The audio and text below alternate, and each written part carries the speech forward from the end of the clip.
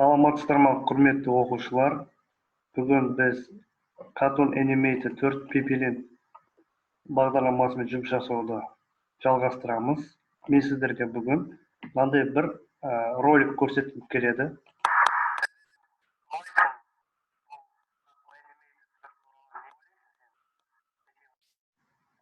Яғни сіздерге қызық болып тұрған шығар, мен бұл дауысты қалай қойдым, иә?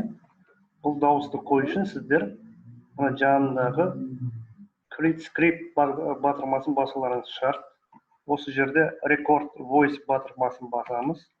Және өзіңіздің жаңағыдай дауысыңызды воспроизвести дейді ғой, жазу үшін осы қызыл кнопканы басасыз.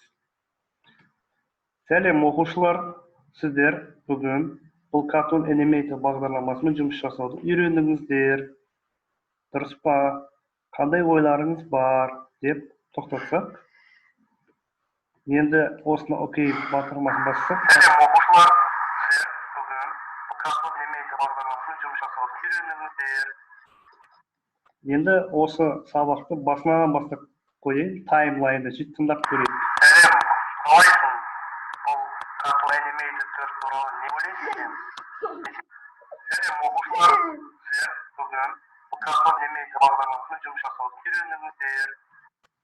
Енді бұл жерде оқушылар сіздер тағы назар аударуларыңыз керек Create Script'те, яғни Record Voice арқылы өздеріңіз дауыстарыңызды жазсаңыздар болады.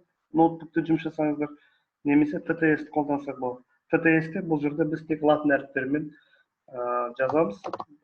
Мысалы, сәлем, мен Нұрахметпін,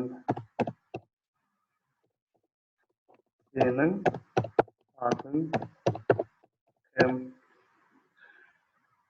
Енді осыны қойып көрейік, мысалы.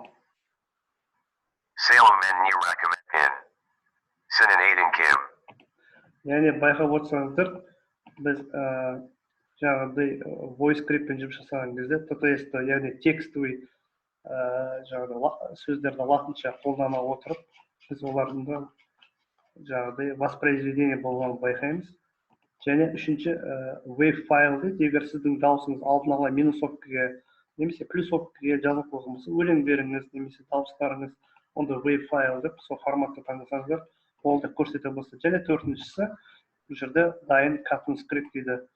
Оны да қолдан жасасаңыздар болады.